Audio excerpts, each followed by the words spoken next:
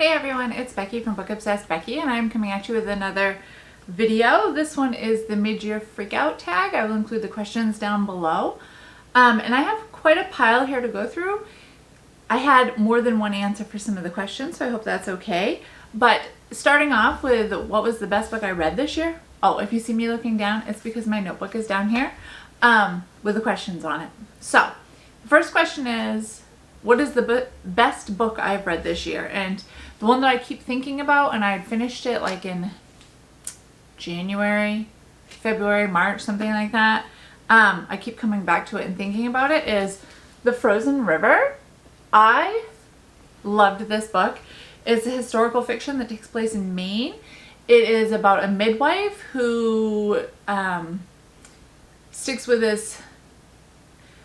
what she thinks happened to this man that was found dead. She believes he was murdered, and when everybody else wants to rule it as no big deal, he wasn't murdered, it was an accident, she keeps pushing, and eventually some things come to light that, I don't know, it just pushed the story forward, and I really loved this story. So if you like historical fiction, this was kind of based on a real person, and I think it takes place in the 1800s.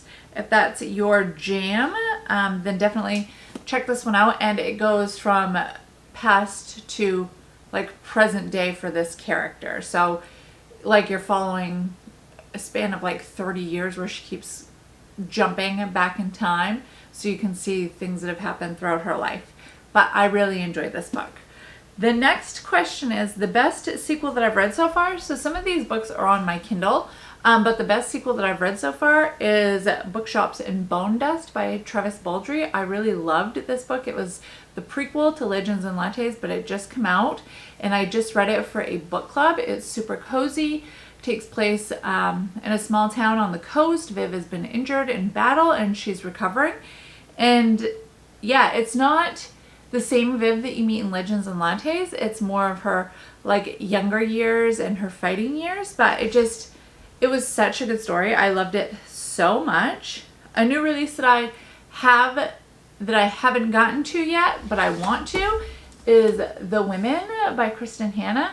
I received this as a February Book of the Month book. It is following a nurse that goes to Vietnam. She follows her brother into Vietnam, and it's talking about the women that served in Vietnam. So I'm very interested in this because my dad was in Vietnam, and I just love everything that I've ever read by Kristen Hanna.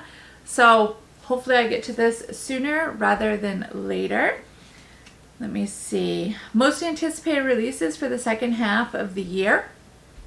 Okay, so in September 10th, the second book in The House in the Cerulean Sea is coming out, and it's called Somewhere Beyond the Sea. It's by TJ Klune.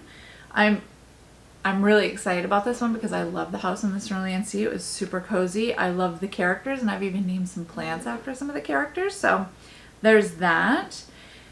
I am looking forward to October 29th, Grey Wolf. It is book 19 in the Inspector Gamache series by Louise Penny, or it's called Three Pines series. If you hear something, which you might hear, it's like my bread maker in the background, the paddles like going, so it's shifting the dough. Anyways, so Grey Wolf, we're following Inspector Gamache and his family and friends in this little town.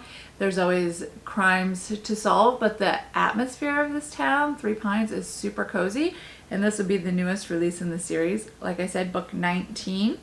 Then November 19th is The Mirror, which is book 2 in the Lost Bride trilogy by Nora Roberts. I loved the first one. I can't remember the name of it at the moment, but I'll include it down below. It ended on such a cliffhanger, so I'm excited to see what happens. Nora Roberts tends to end her books on cliffhangers when it's like a series, and this one was a huge cliffhanger, so I'm pumped for that book. The biggest disappointment of 2024 so far for me was a book called Kayla. I have it on my Kindle. It's by Colin Walsh. It's a book club pick. I was super excited to read this book, but it was not at all what I was expecting. I think I gave it a 1 star. I just did not like it. I was excited for it because it is following a group of friends from like the time that I grew up, my time period, to the present day. One of the friends goes missing as I think she was like a 15-year-old girl, and the case was never solved. And then a couple more girls end up missing in present day, which kind of circles back to what happened to Kayla, the girl that ended up missing when she was 15.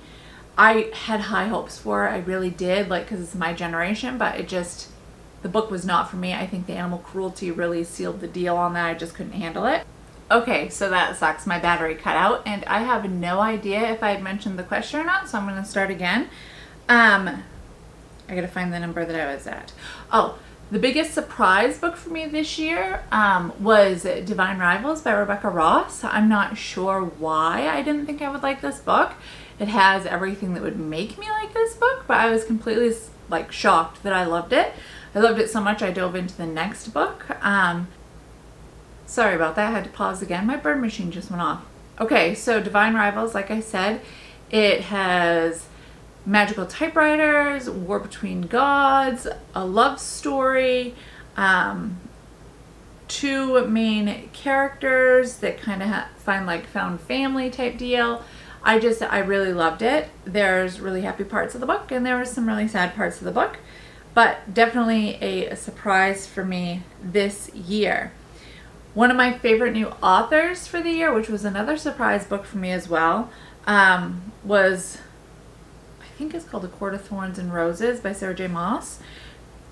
That is a new favorite author of mine, along with Rebecca Ross. I just really loved those two books. Well, I loved the books that they wrote. I've only read one by Sarah J. Maas, but it's not going to be the last one. And I really loved Divine Rivals and Ruthless Vows, so I'm excited to read anything by these authors. I just need to get a move on because so many books, not enough time. A newest fictional crush. I don't really do these, so I don't have one. I've never really done these. My newest favorite character, that's simple. It's Gup from The Gunkle. Gup stands for Gay Uncle Patrick. I loved him. He is such a lovable character. He's sarcastic, he's witty, he's smart, he's funny, and he is grieving. I just loved everything about him. A book that made me happy this year is Book Club Hotel. I read this around, I want to say January. I can't remember. I loved this book. I loved that it was following some friends. They were all like in their late 30s, early 40s, and their lives were changing drastically, and it was a journey of finding out who they are. I enjoyed it very much, and it takes place in Vermont. Let me see. A book that made me cry. This is simple. It was The Gunkle.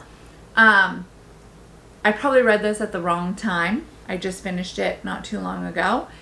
My friend recently passed away from cancer, and she left behind 5 kids, a couple of grandkids, and her husband.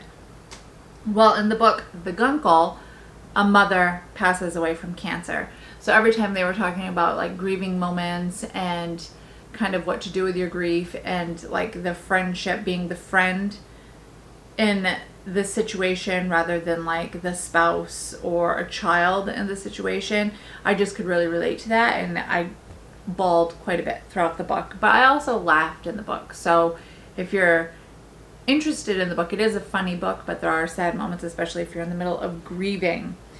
So a couple of books that, well, it's supposed to be the most beautiful book that you bought this year, but I have a couple, and that is Marmee. I love this cover. It says a novel of Little Women, so you're following the mother of Little Women and what she gets up to while the girls are doing whatever they do in Little Women. And then the next one, it's a children's book. It's called The Hatmakers. I think this book is beautiful, and that is the back of the cover. I have no idea what it's really about at the moment. But it involves magic and a small hat shop and a journey. I do know that. And the cover is amazing. It says, "Keep wildness in your wits and magic in your fingertips." Again, I think it's beautiful. Let me see. Question 13. What is my favorite book to movie adaptation that I've seen this year? Okay, so I am late to the game. Probably because I'm super shy and Steven Smut embarrassed me, I guess. But I read a while ago, maybe a couple of years ago, Bridgerton, The Duke and I. So I just watched season 1 of Bridgerton and I absolutely loved it. Now I want to move on to season 2, but I need to read the second book in the series first, I think, in case they take from the books, you know. But I really enjoyed this book to show adaptation. Okay, and then books that I need to get to throughout the rest of the year. So obviously I'm in 2 book clubs, so I need to do those books that get voted upon. But then I have some books from my 24 and 2024 list I wanted to really get to that I've been talking about getting to, but I haven't yet, and that I've kind of been saving for the later part of the year. And that is The Covenant of Water. I've been saving this for the heat because I think it takes place in a hot environment, and I kind of like to read seasonally, so I'm hoping that that's the case with this, and it is a chunker, so I'm hoping to get to this summer. And then I've got The Invisible Life of Addie LaRue. I've had this on my shelf for a long time. I'm excited to get to it. I don't know why I haven't started it yet. I think, again, I was waiting for maybe the cooler months for this one. I was looking to see if it has a time that it starts. Well, I guess the first page is July 29th. So there's that, and then we end up in March. So I would like to read this through the warmer months. Then I've got The Secret History. I've been waiting on getting to this one in the winter months because I think the first line talks about snow in the book, and like I said, seasonal reader. Yeah, the snow in the mountains was melting and Bunny had been dead for several weeks. So that's why I've put this one off. I'm waiting for the cooler months. And then I've got the Atlas 6, and I am waiting for, like, I'm brain farting here on the word, Dark Academia. I'm waiting for when school starts back up again for this, like in the fall months. I've heard a lot of good things about it. I'm excited for it. And it's been all over BookTube. So yeah, that is my mid-year freak out tag. There's lots of books I have here, lots of books I still need to get to. Have you read any of these books? Are you excited for any of these books? Feel free to answer the questions down below if you're interested in doing it as well. And I hope everybody's doing well. Until next time, happy reading. Bye.